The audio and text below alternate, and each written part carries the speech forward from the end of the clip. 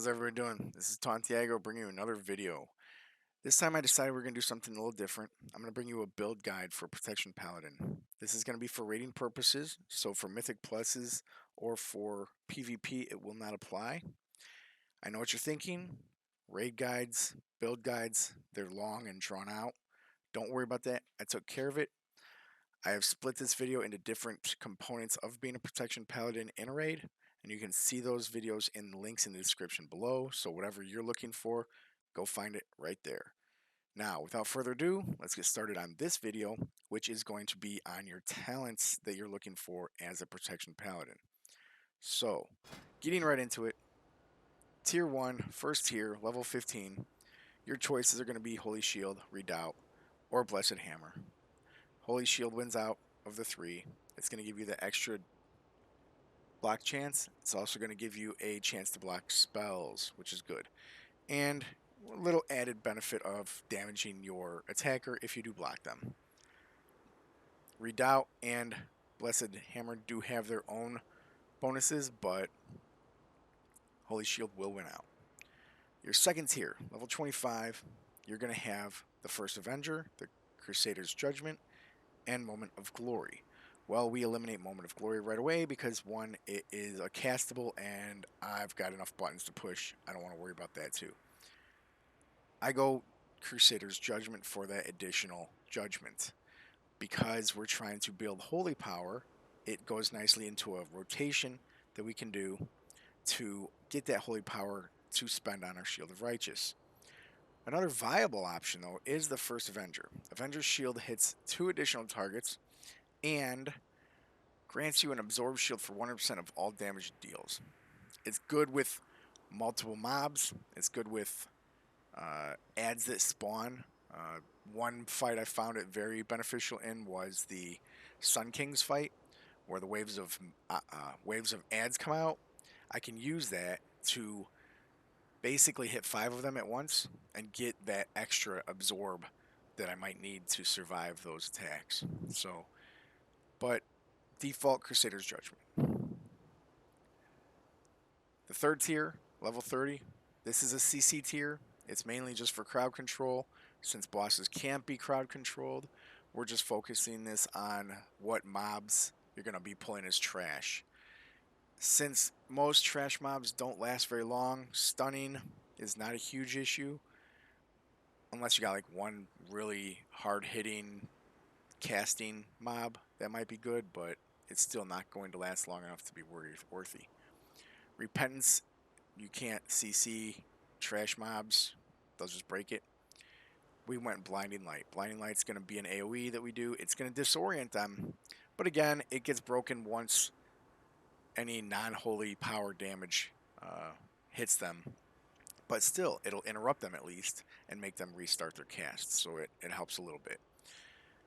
Your fourth tier, level 35, is going to be Unbreakable Spirit, Cavalier, or Blessing of Spell Warding. Well, I went Cavalier. Why? Because in most fights in Castle, at least Castle, Cavalier is beneficial because you're going to need to run a long distance or you're going to need to move quickly more than once. Take, for instance, Sledge Fist. He does a stomp that does an AoE around him and knocks you back and hurts you very much. You want to get out of that.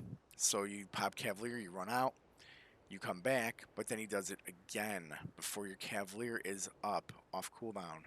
So you either run really slow out of it and take the chance of getting hit, or you pop Cavalier again and run out and be safe. That's why we picked that one. There are other options. Obviously, the dance under the Council of Blood, right? You get the beam of light way in the back of the room. Seriously? You're going to have to run back there, so use your Cavalier to get back there. And then once the dance is over, you got to run all the way to the back of the front of the room to gather the bosses.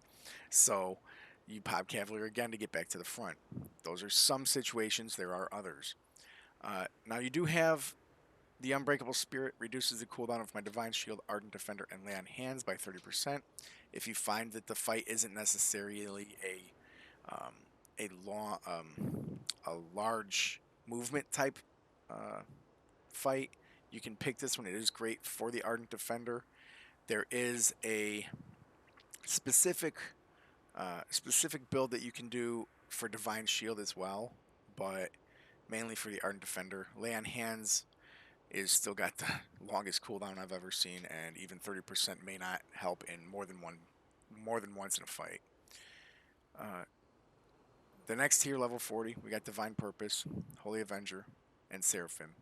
Right off the bat, I just eliminate those two because they are clickables, and I just don't want another button to push. But Divine Purpose is the best anyways, because the Holy Power abilities have a 15% chance to make my next Holy Power ability free and deal an additional 20% increased damage and healing. So this is excellent because, again, we're trying to keep that uptime on Shield of Righteous. And when I click it, there's a 15% chance that it's going to be free the next time, which will help me increase that duration. That's the best option. Your next tier is going to be Hand of Protector, Consecrated Ground, or Judgment of Light. Default Judgment of Light, because it's going to be a passive heal to the rest of the raid, so it helps out the healers just a bit, and it's not something you have to worry about through the fight. All you have to do is make sure your judgment is on the boss, which it should be anyways. There are some situations where Consecrated Ground would be good, hence, for instance, Sun King's fight in Castle Nathria. When those ads come out, you throw that Consecration down, it'll slow them down, and it will allow you to manage them a little bit better. Hand of Protector, Word of Glory's healing is increased by the target's missing health on any target. This is beneficial for off healing, but really, if your healers are doing good enough, you don't need to worry about this. It allows you to open up for other stuff. But if they're asking for your help on, let's say, the Sun King boss healing, this would be a great option because it's going to work off of his percentage of missing health as well. So that is an option. I still feel like the crowd control ability through the Consecrated Ground would be more beneficial on the ad waves, but it's really up in the air. Default would be Judgment of Light just to help heal on any other fight. So your last tier, level 50, Sanctified Wrath, Righteous Protector, or Final Stand. Alright, so here you got a choice. I picked Righteous Protector. It is a good default because it's going to allow me to reduce my defensive cooldown by 1 second every time I use a Holy Power. So, and we do use Holy Power a lot in our fights, so it does reduce those, especially the Ardent Defender. It only has a 2-minute cooldown as it is, so that would definitely help drop that down. Now, that paired with, if you go with Unbreakable Spirit, reduces that even more. Now it's only a 1.4-minute cooldown as opposed to a 2-minute cooldown, and then you're every second when you are spending your Holy Power. So that's a good combination right there. Also, your Final Stand. Now, I don't find many situations where this is a good one, but if you find one, use it. Divine Shield, being able to taunt the targets within 15 yards, is an excellent defensive cooldown because it mitigates 100% of damage to you. And it will do that for 30, grants immunity to all damage and harmful effects for 8 seconds. It can't be used if you have forebodance, and it will cause it, but what this does is it prevents you from taking any damage at all. So if you're low on health, but you don't want to lose aggro on the boss, you can pop this, taunt the boss, and be safe for at least 8 seconds to allow people to heal you up some. Now, that would go great with your Unbreakable Spirit where it reduces the cooldown of Divine Shield, right? So, however, this has specific uses. It's not a very widely used thing because let's say you've got 2 bosses and your tank's tanking the other one. If you pop this, you're going to taunt his boss as well, unless they're far enough away. But if they're next to each other, you're going to have an issue with that. So you have to really think about when you use this. Sanctified Wrath, Avenging Wrath, lasts 25% longer, causes Judgment to generate 1 additional Holy Power during that time. So your Avenging Wrath, which lasts 2 minutes, will then last... I'm sorry, it doesn't last 2 minutes. It's 2 minutes cooldown, which lasts 20 seconds, will then last an additional 25% of 20 seconds. I don't do math.